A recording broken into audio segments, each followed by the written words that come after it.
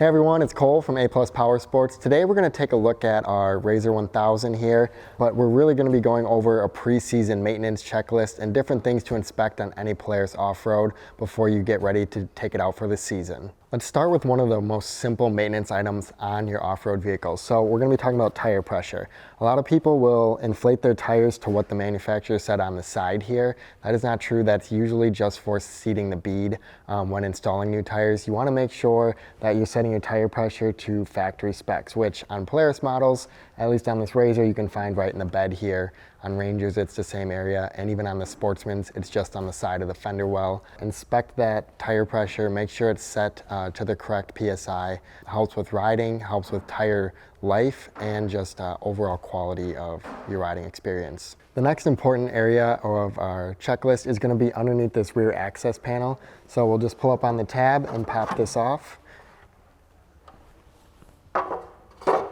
Once the lid is off, we're able to access a lot of very important components here. So first being our spark plugs. Now this is our preseason checklist. If you've already done this in the fall, then that's great.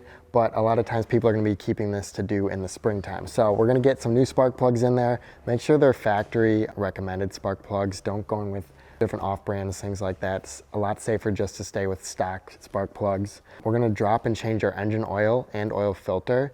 On all Polaris models, there is a drain plug washer. On this one, it's a copper washer. Make sure we change that. We don't want to have that crushed washer be reused more than, we'll never reuse it actually, only have it used once. We don't want oil leaks, and make sure your oil filter is tight but not over tight where it's breaking the threads. Another important area to inspect under here is going to be our air filter. You can pop that off with our 4 tabs here.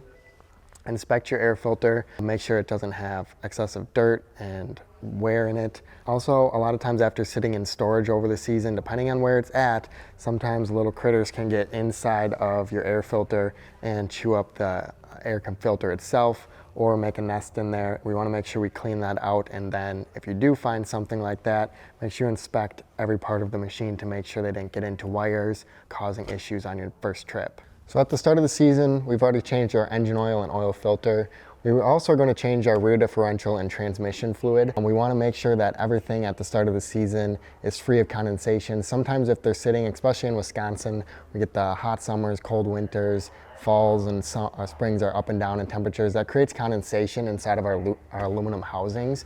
We want to make sure that we flush that fluid out and get it filled with the proper Polaris fluid. So once our driveline fluids are all changed, we can inspect our belt and clutches. So we will remove our clutch cover bolts here and pop our clutch cover off. That's when we can spread our secondary. In your toolkits that come with it from the factory, you're able to use a little pry tool. Maybe there's a little L handle to thread in there. Opens up your secondary sheaves, allows you to walk that drive belt off and fully inspect it. What we're looking for is areas of misuse. So hourglassing, where you'll see like a little hourglass or a wave motion in the belt. Glazing, so if your belt is extremely shiny, has a high gloss finish to it, that means it got hot at high speeds usually. We want to replace that and put a new one on at the start of the season. Like I said, all of this is just going to make your first ride and all the rides throughout this coming summer a lot easier on you and maintenance free as long as you do everything properly and inspect it. Now your primary clutch is the front one here. We want to make sure that we take some compressed air and just lightly blow everything off in there. Your belt creates a lot of belt dust, which can cause heat and premature wear on your clutch springs along with your shift weights, things like that. So the longer we can keep everything clean, the less maintenance you'll have and lower repair costs later on. Your suspension components are an extremely important part of the machine, so we want to make sure that they are in top performance. So what you'll look for when inspecting your springs, make sure you don't have a cracked or broken shock spring. We also want to make sure that you're not leaking any fluid out of your reservoir up here or down the piston here. If you are, we have to rebuild that shock, get new seals in there. Those rubber seals, if they dry out, that can cause an issue. They can crack, causing the fluid to leak. But if it's dry and everything looks okay under here, you don't have to worry about it. But make sure that if you do find an issue, take care of it right away. These are very nice shocks. You don't want to cause harm to them just from not doing enough maintenance to them. Our second component in this area, we're going to look at our sway bar link. So you have rubber bushings in here. There's also some bushings here.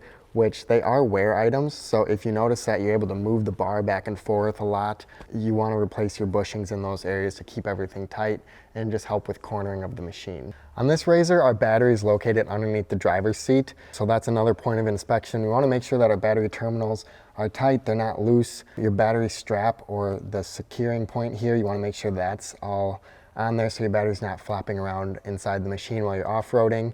Also, if you find corrosion, it'll kind of look like a white powdery dust on there, sometimes blue.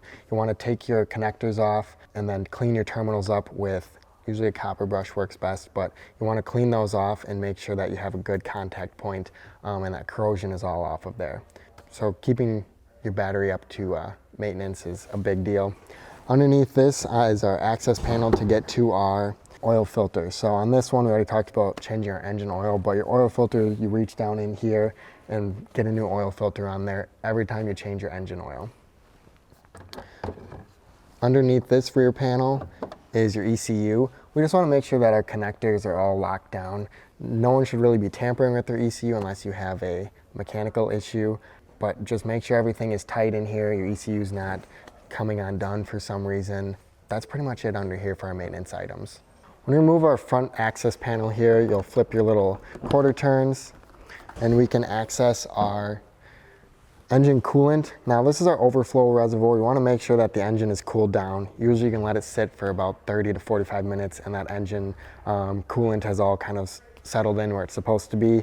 You can check, it should be between the minimum and the maximum cold line. Emphasis on the cold line. We want to make sure that the engine isn't warm if you've been running it for a while before you check this. Make sure it's cooled off to normal temperatures. You can see your electrical connections for light bars, radios, things like that are up here. Make sure that the jam nut here hasn't came off or anything like that. You don't want these wires coming off and touching metal components in here. The next thing that we'll look at in the front is we'll pop our radiator shroud off, or the cover. We can see our radiator here. We want to make sure that it's not full of dirt, debris, anything like that that's clogging or stopping air from easily and freely flowing through the radiator. This is your voltage regulator up in the front, allows it to get a ton of air to it. You can look and see that your connections are still on there. Just kind of give it a good visual look over in here. Make sure there's nothing leaking, like your brake fluid and things like that.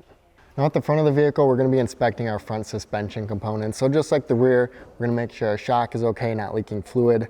Our sway bar, you have linkages here and bushings. You want to make sure that those are all tight, just like the rear. And in all four wheels and tires, or in all four wheel wells, you're going to have an inner and an outer CV boot and CV axle. Your CV boots, these can sometimes be ripped if you're going through jagged rocks or sticks coming up and grabbing them. If you catch it in time, you're able to just replace the grease in the CV boot itself without hurting the CV joint and the bearings that are inside of that. Lastly, we always want to inspect our fuel. So today's fuel, especially with ethanol in it, it does tend to break down fairly quickly. So we want to make sure that we have a good octane and a good ethanol level of fuel in these vehicles. If you can get away with it and don't have to run it, try to never run ethanol, especially in the higher performance machines like this RZR 1000. But fuel treatments, those also help stabilize the fuel over the long winter months in off-season riding time. That's just a quick starter on how and what to check on your off-road vehicles from Polaris before you get into full-on trail riding. This is just your pre-season check over. It's also in your owner's manual. There's other areas to look on the Polaris website to give you a full breakdown of everything to inspect, but at least this gets you pointed in the right direction. If you guys like this video, hit that like button and subscribe to see all my latest weekly videos. Also, if you want to see any of my current inventory, check out aplusride.com. If you guys have any questions on this video or any other ones, leave a comment in the section below and we'll answer you back. Thanks for watching.